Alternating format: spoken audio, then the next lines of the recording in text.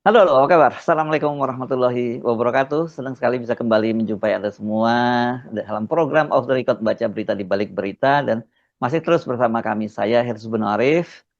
Dan saya Gebeta, senang sekali menjumpai teman-teman semua dan tentu saja kami itu memang tidak bisa membaca semua komentar dari teman-teman, terutama di Ah, tayangan kami yang ya, terakhir ya, ya ya, Mas ya, Heru. ya, Tapi ya. saya lihat banyak sekali yang menginginkan supaya kita membahas soal bandar udara atau bandara di Morowali. Ya ini Mm-mm. Morowali ya, bukan Morowali Utara. Kan ada Ya. dua nih, Mm, Morowali Utara dan Morowali. Ini khususnya Morowali yang sekarang sedang rame banget ya, ya, yaitu bahwa ada sebuah bandara tapi tanpa pengawasan pemerintah. Jadi iya. kayak semacam bandara ilegal loh, kok bisa begitu? Iya, dan sebenarnya kalau kita ngomongin seperti ini udah lama kan kita dengar Mhm. cerita-cerita semacam ini, tapi kan selalu di eranya Pak, aduh kok ngomongin Jokowi lagi ya, tapi terpaksa ngomonginnya memang itu apa boleh buat ya, karena ini memang warisannya Pak Jokowi. Ingat yang pada waktu itu selalu pasang badan kan Pak Luhut ya, walaupun Betul.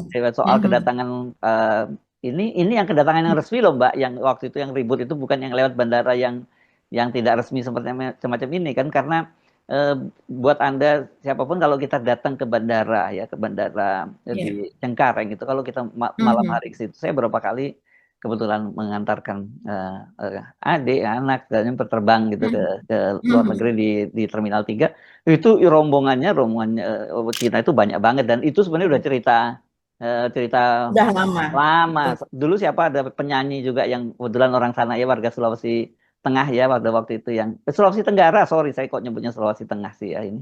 Kalau di iya Mbak ya salah salah ya sebutannya ya Sulawesi, bukan Sul ya. Iya. Mm-mm. Ini Sulawesi Tengah Oh yang masuknya Sulawesi Tengah masuknya. sorry.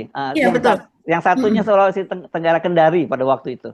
Pada waktu Ivan ah, Seventeen ya, iya iya kan yang kalau nggak akhirnya salah masuk ya. Gerindra dan sekarang Ah, jadi ya. pejabat juga kan? Ya, ya kan Iya dia yang betul. pernah nulis itu dia Kendari ya pada waktu itu yang rame dia ya. Iya betul, dia ke Kendari ya. Ya. Mhm. Nah, ini memang ini menarik ini kasus ini dan itu udah berlangsung lama Mhm. dan tapi tentu saja apa yang disampaikan oleh Pak Safri karena kok bisa ada bandara terus kemudian tidak ada petugas imigrasi, tidak ada petugas bea cukai, tidak ada navigasi segala macam itu loh petugas navigasi kan itu aneh banget gitu negara itu. Jadi memang nggak salah kalau banyak juga menyebutnya negara dalam negara gitu ya.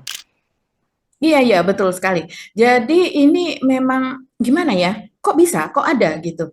Hmm. Jadi kemarin ceritanya kan memang ada latihan gabungan Mas Nah, Setsu itu. itu mesti perhatikan itu kenapa dibikin latihan gabungan di situ dan Kopasgat itu pasukan khususnya Iya. Angkatan Udara yang dikerahkan di situ kan gitu.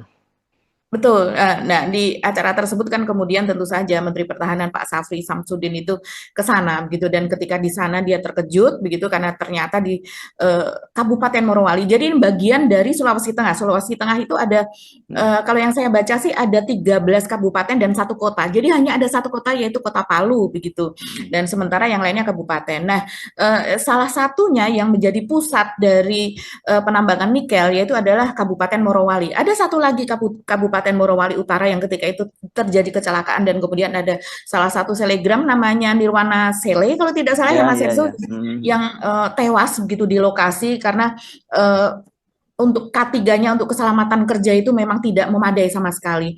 Dan kemudian yang kita bahas ini yang dimaksudkan oleh Pak Safri adalah yang ada di Kabupaten Morowali, di mana di situ memang ada sebuah bandara dan sebenarnya bandara ini sudah lama loh Mas Yesu. Ya, Jadi ya. diresmikan pada bulan Oktober 2019. Itu Hmm. ada di Industrial Morowali IMIP itu singkatan Imip. dari Indonesia Hmm. Morowali Industri apa P-nya saya lupa ya, pokoknya IMIP begitu. Hmm. Ini adalah sebuah kawasan yang misalnya kalau di Jabodetabek mungkin ya Mas Sepsu Hmm. kalau saya bayangkan itu misalnya seperti MM 2000 misalnya ya. Jababeka gitu ya. BK yang luas sekali yang ada ribuan, kabarnya sih ada ribuan ada sekitar 4.000 hektar lebih begitu ya Hmm. kawasan tersebut di mana di situ ada berbagai perusahaan penambangan nikel dan pengolahannya gitu dan kemudian itu dikelola oleh IMIP gitu. Hmm. Jadi jadi IMIP ini yang mengelola perusahaan-perusahaan tersebut. Nah, salah satunya yang kita tahu ada perusahaannya Ahmad Ali itu Mas Hersudi di sana. Oh ada ya. Ahmad Ali. Hmm. Ya, Hmm. dan itu perusahaan besar. Dan Hmm. ini kita sedikit sedikit membicarakan itu sedikit saja karena ini menarik. Jadi pada waktu kampanye yang lalu tahun 2023-2024 ya kampanye presiden itu Ahmad Ali kan ada di Anies 01 ya Mas Hersu. Kosong ya, Saya ya sudah agak 01, lupa. udah lupa ya, Iya ya betul. 01. Iya, yang waktu Iya. dia bawa Nah, pesawatnya ya, nggak bisa mendarat itu bawa waktu itu ya. pesawat. Jadi Anies ini akan berkampanye ke Morowali. Kita tahu Ahmad Ali ini selain dia apa namanya ingin menjadi anggota DPR, dia ini kan juga berkontestasi untuk pilkada ya. Dia ingin menjadi gubernur Morowali kan juga Gubernur pernah menjadi bukan Sulawesi Tengah, bukan gubernur maksudnya Morowali. Sulawesi Tengah, Iya. ya untuk Sulawesi Tengah. Hmm, Jadi dia ini kalau di daerah di Sulawesi Tengah di Morowali memang sangat terkenal nama hmm, Ahmad Ali ini. Mungkin bisa dikatakan sebagai konglomeratnya hmm, Sulawesi Tengah begitu hmm, ya untuk karena usaha pertambangannya cukup besar. Dan kemudian Anies ini dibawa dengan pesawat ke sana dan akan mendarat di Bandar Udara IMIP ini Mas Irsu yang sekarang dipersoalkan ini. hmm. Sementara ya kalau seperti Anies ya misalnya kampanye di Jawa Tengah ada petinggi yang di Jawa Tengah yang terafiliasi kepada 01 kemudian membawa dia ke sana. Kemudian misalnya di Kalimantan juga demikian biasanya seperti itu. Nah, ketika itu dia menggunakan pesawat begitu yang di situ ada Ahmad Ali yang tentu saja yang membawa Ahmad Ali dan Ahmad Ali ini sudah memberitahu kepada pihak otoritas atau admin dari bandara tersebut bahwa dia akan mendarat di situ. Tapi kemudian dan sudah diizinkan begitu dan tapi ketika dia sudah terbang dan hendak mendarat rupanya bocor ketahuan bahwa Anies ada di dalam pesawat tersebut sehingga kemudian ditolak dan padahal sudah bernegosiasi dia mengatakan bahwa saya saja gitu tanpa memberitahukan ada Anies tapi tetap saja ditolak karena sudah ketahuan bahwa ada Anies di situ yang akhirnya mereka Ini tidak bandaranya jadi. sama ya? Iya, di Bandara Morowali itu Mas Hersu, yaitu di Bandara IMIP yang ada di Ya, situ karena pihak ya, otoritas IMIP yang menolak itu begitu. ya, ya, ya, Yang ya, kita tahulah oligarki ya. industri pertambangan seperti itu berpihaknya kepada siapa walaupun Ahmad Ali ketika dan sampai sekarang dia memiliki perusahaan yang berada di kawasan industri tersebut. Ya, ya Indonesia kalau Morowali minjam apa istilah Industri Park kalau tidak ya, salah ya. kalau minjam pernyataannya dari Pak Prabowo kan kalau urusan tambang ini pasti di situ ada jenderalnya. Ya, kata Pak Prabowo kan waktu itu gitu ya, Ya, jenderal polisi, jenderal tentara, betul. jenderal TNI juga ada di situ pasti gitu urusannya seperti itu. Nah, Pasti katanya. oke, tapi Anda karena cerita itu kita jadi teringat juga ya pada menjelang pemilu 2019 lalu ya Mbak Agi kan kita pernah ketemu dengan mantan Oh suami seorang iya. pejabat ya yang punya tambang juga kan dia bercerita bagaimana Cina itu benar-betul menguasai itu karena mereka semacam kartel di situ itu untuk harga nikel saja itu ditentukan oleh mereka jadi karena Iya. yang punya apa untuk pabrik-pabriknya nikel itu yang berkuasa kan Cina jadi bahkan penambang-penambang Indonesia pun untuk menentukan harga itu harus tunduk pada harga yang ditentukan oleh Iya, dari itu tadi kartel para penambang Cina betul. itu dan seingat saya waktu itu ada penelitian atau ada berita gitu saya lupa Mbak Agi mungkin tolong diingatkan bahwa dari hasil di tambang-tambang nikel di Indonesia itu setiap hari lahir satu orang konglomerat di Cina sana katanya gitu kan ya. Iya, iya, itu saya ingat betul ya. Kita boleh spill saja lah, karena beliau ini nasionalis begitu ya. Jadi ketika itu kita Ya. bertemu dengan Ya. dengan mantan suami dari Rini Sumarno begitu Mhm, ya. mhm. Eh, eh, eh, Pak Suwandi ya dan namanya ya. Ya Pak Suwandi. betul. Pak Suwandi, dulu kan Rini namanya Rini Suwandi. Jadi bertemu dengan Pak Suwandi. Ini dia memiliki tambang kecil juga di sana, tambang Mhm, nikel. Tapi dia mhm, tidak bisa menjual sendiri, mhm. tidak bisa langsung ekspor ke Cina. Jadi harus diserahkan kepada penambang-penambang besar itu tadi yang kemudian mengumpulkan, menjual ke sana. Jadi di sana banyak sekali plasma lah, bisa dikatakan plasma semacam itu. Dan kemudian ketika itu kita sempat bertemu 2 kali dan 2 kali itu berjam-jam kita membahas soal itu. Bagaimana kita miris sekali melihat keadaan di sana dan tapi Pak Suwandi ini tidak sendiri karena dia bersama seseorang ini yang menjadi eksekutif di Di IMIP IMIPS ya begitu. ya ya. Ya, Jadi eksekutif di industri ini dan ya dia orang GM ya, Indonesia.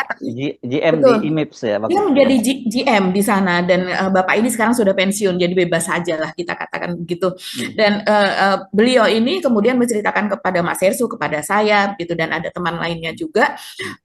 Bahkan dia call langsung kepada mitranya yang ada di Cina begitu, yang ada di yang menerima nikel dari Morowali tersebut begitu, berapa harga di sana? Dia berbicara dalam bahasa Inggris, jadi kita bisa langsung menerjemahkan, bukan dalam bahasa Cina gitu ya. Dan di sana menjawab Mas Hersu, oh sekarang harganya begini, segini, segini, segini.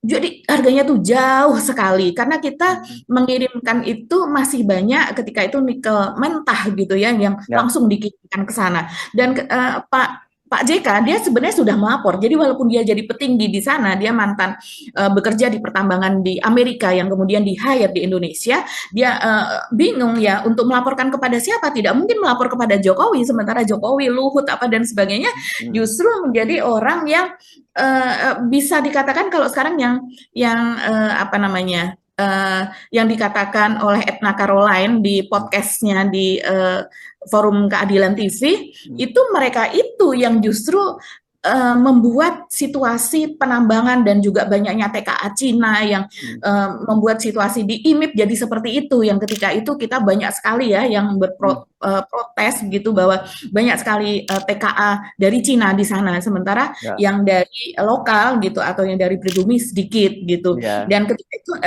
langsung dari pihak partner yang ada di Cina itu mengatakan harga di sini sekian puluh dolar begitu ya. Saya kurang jelas itu per apa, sementara harga di kita itu hanya berapa, di bawah 10 dolar gitu. Jadi memang luar biasa sekali zolimnya ketika itu, dan dia menceritakan bagaimana kedatangan orang-orang TKA dari Cina itu begitu. Bahkan Mas Irsu masih ingat nggak? Jadi ada waktu-waktu tertentu yang mereka berdasarkan sistem keimigrasian kita, mereka seharusnya sudah selesai masa bekerjanya. Bahkan banyak yang tidak memiliki apa namanya keterangan untuk bekerja, jadi hanya semacam pendatang saja seharusnya, tapi kemudian mereka stay terus gitu. Biasanya keluar sebentar kan, biasanya gini Mbak polanya kan. Kalau mereka datang itu yang diceritakan, betul. Pola sebentar ke Singapura kan ya, ketika Singapura. itu. Kan bisa, kan aturannya memang semacam itu. Kalau kita ke Singapura misalnya juga ya kan kita bebas visa.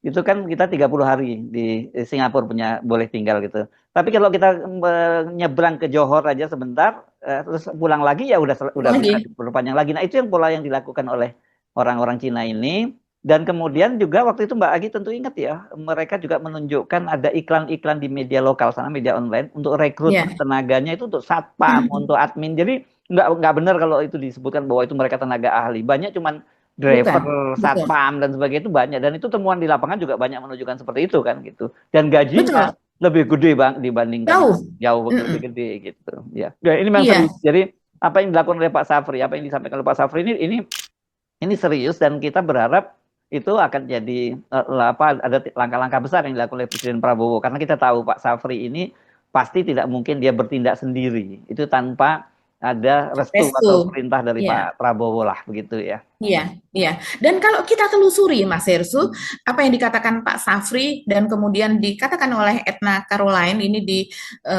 di YouTube-nya Forum Keadilan TV gitu. Ya, ini wartawan Kompas dulu ya Etna ini ya.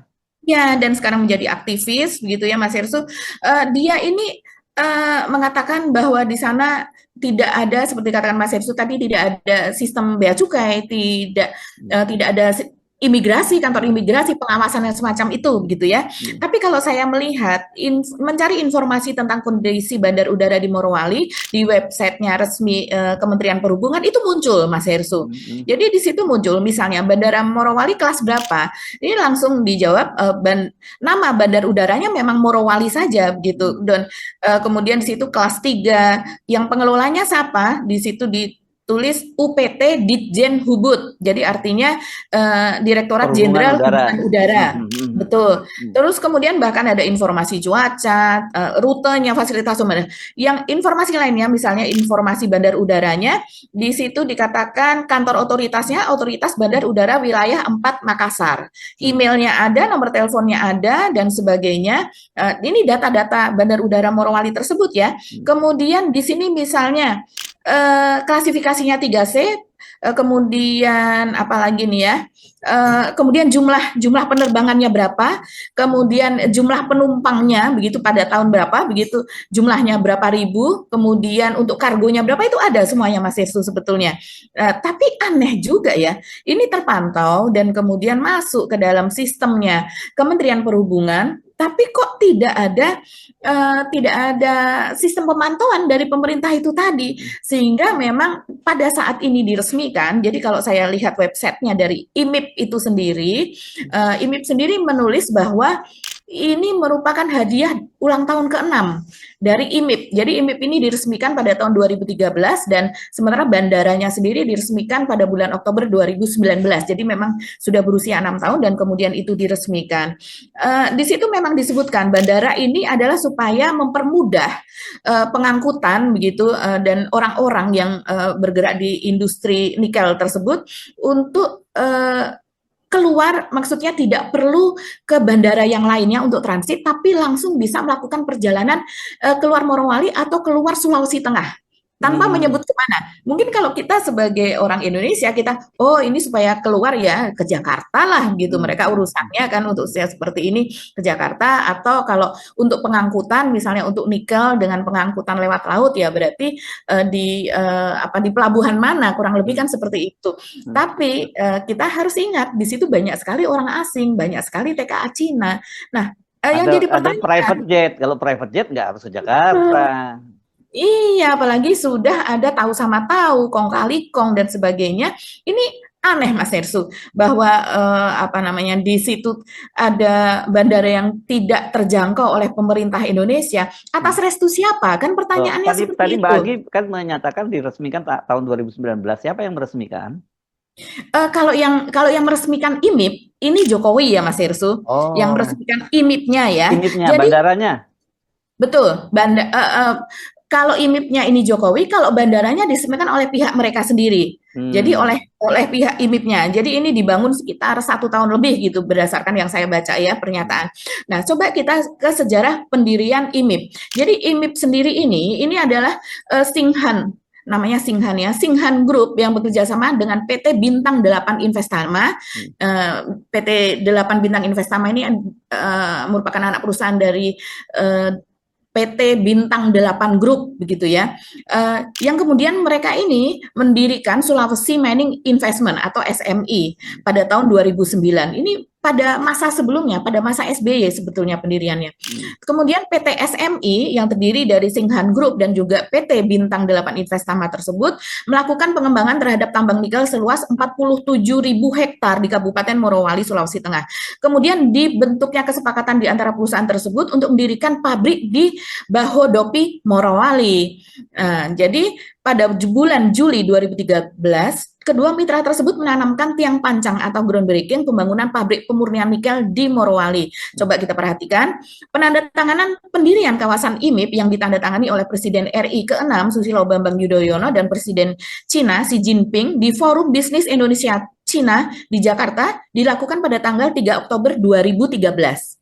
Kemudian selanjutnya pada tanggal 29 Mei 2015, kawasan industri IMIP diresmikan oleh Presiden RI ke-7 Joko Widodo. Dan pada ulang tahun tanggal 3 Oktober 2019 diresmikanlah bandara tersebut yang kita tahu ketika itu memang seperti misalnya Pak Luhut yang ketika itu menjadi Menteri Koordinator Bidang Maritim dan Investasi ya, ini sudah bolak-balik mempromosikan kawasan IMIP ini. Dia juga bolak-balik meninjau lokasi di sana. Banyak sekali yang kemudian disebut, misalnya Pak Luhut ini mengatakan bahwa akan ada investasi batu baterai. Ya kita masih ingat ya, mobil listrik ini kan batu baterainya salah satunya itu komponennya tinggal batunya kayaknya ya. Iya, sekarang ini lagi down ya, lagi ambruk begitu. Dan kemudian juga Pak Luhut, walaupun itu saya rasa nggak jadi ya, kemudian dia mengatakan bahwa akan ada investasi 55 triliun yang dia menyebut akan dilakukan oleh beberapa perusahaan ini dan salah satunya adalah oleh Elon Musk ya. Elon Musk ini kan disebut di Iron Man. Dia mengatakan ada Iron Man yang akan investasi di sana gitu. Yang kita ketahui ternyata ya omong-omong saja si Elon Musk ini hanya janji-janji saja. Bukannya dia udah bikin ini Mbak, untuk apa di IKN bikin apa namanya untuk space age Peluncuran, peluncuran dia. Pernah di situ kan udah bikin peluncuran roket. ya sudah. Iya, itu inginnya Pak Jokowi ya. Sebelumnya Oh, ditawarkan sebuah tanah atau kawasan di Papua kan ketika itu, tapi ternyata nggak bersambut. Ketika kemudian diresmikan mulai pembangunan IKN, Pak Jokowi kemudian menawarkan lagi tempat gitu yang paling strategis di sana. Terserah Elon Musk silahkan pilih ada di parah mana, ya, kemudian ya. akan menjadi Ya. peluncuran roket. Tapi ya Pak itu lagi-lagi parah omong ini si saja. Elon Musk-nya parah, padahal orang berbondong-bondong ke sana, kenapa Elon Musk kok nggak jadi bikin? Nah, sekarang udah nggak ada loh, tanahnya udah penuh karena Penuh ya. oversubscribe Oh, gitu ya. iya iya iya iya. Oke, jadi ini memang sangat serius dan gini, meskipun tidak menyebut nama Jokowi, ya tapi semua orang tahu kan, dan kalau nyebut Jokowi memang ada benar tadi satu tarikan nafas dengan Pak Luhut ya, karena yang selalu Ya. waktu itu bicara pasang badan kalau ada soal eh, apa pekerja Cina dan sebagainya itu kan Pak Luhut yang selalu pasang Iya. badan gitu, walaupun belakangan Pak Mhm. Luhut mengakui soal itu, tapi konteksnya saya kira tetap berbeda karena ini sebenarnya Mhm. udah bukan fenomena kok bukan rahasia umum lagi kan, seperti saya sebutkan tadi di awal, orang siapapun yang ke bandara dan apalagi terbang ke wilayah timur sana itu ya Mhm. agak tahu. Tapi saya dengar bahkan mereka sekarang jalurnya lewat Manado gitu, yang katanya juga punya jalur Mhm. khusus di imigrasinya Ya. gitu.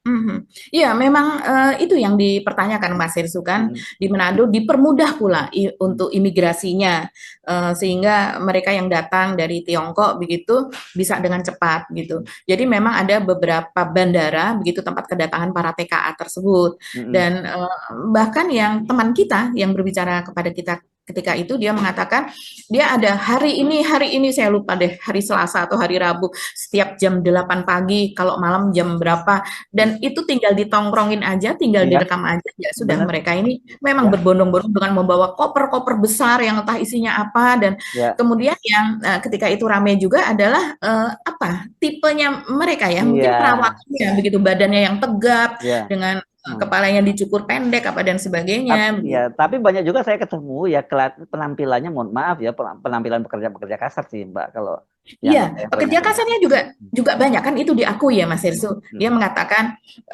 narasumber kita itu mengatakan bahwa ya mereka mengelas saja belajar sama hmm. sama Orang-orang apa Indonesia, namanya pekerja tukang-tukang kita Indonesia, iya. gitu.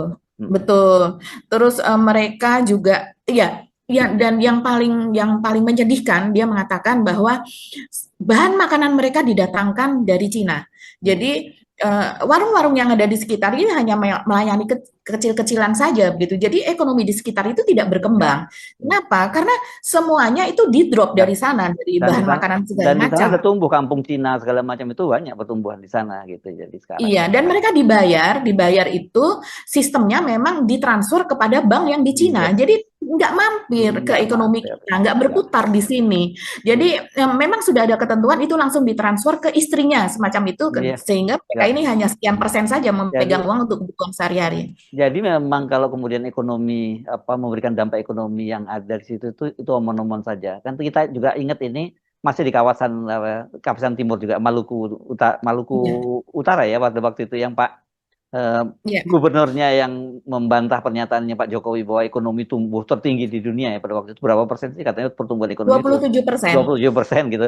Tapi nggak ada dampaknya, itu ada data statistik aja, tapi dampaknya ke masyarakat kan nggak ada. Yang terjadi masyarakat itu justru menderita karena limbahnya ya, bagi sering banjir, Betul. penyakit Mhm, akibat itu, dan dampaknya juga itu ke banyak anak-anak yang stunting karena lahir dari mhm, ibu-ibu yang ketika hamil dia juga terkena limbah-limbah beracun dari tambang-tambang nikel itu gitu. Jadi memang ini mhm, mengalami kerusakan betul. Jadi kita dorong ini kalau memang Pak Prabowo masih serius itu harus ini benar-benar dari tambang saja kan. Kita ingat lagi mhm. kan ya, apanya, kalau Pak Prabowo mau makmurkan rakyat itu survei yang dilakukan atau survei atau penelitian dilakukan oleh KPK di bawah di eranya Abraham Samad yang sering dikutip oleh Iya. Pak Mahfud MD, bahwa Mhm, kalau mhm, korupsi di pertambangan ini itu dibenahi itu ya mhm. setiap warga Indonesia itu akan mendapatkan penghasilan satu orang ya, bukan satu keluarga itu 20 juta rupiah. Bayangkan itu ya.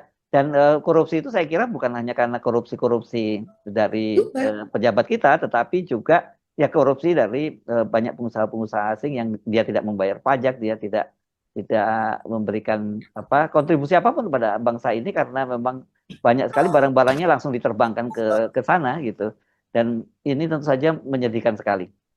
Oke, Mbak Agi ya, saya kira ini mesti kita tunggu langkah lanjut ya. Hanya jangan gebrakan awal saja, ini mesti diseriusin. Soal tambang ini satu soal kedaulatan juga, soal kemudian sumber daya alam untuk anak cucu kita, dan kedua itu sekali lagi kalau Pak Prabowo mau buat rakyat kita makmur, ya beresin, benahin ini soal pertambangan ini. Saya kira gitu ya Mbak Agi ya.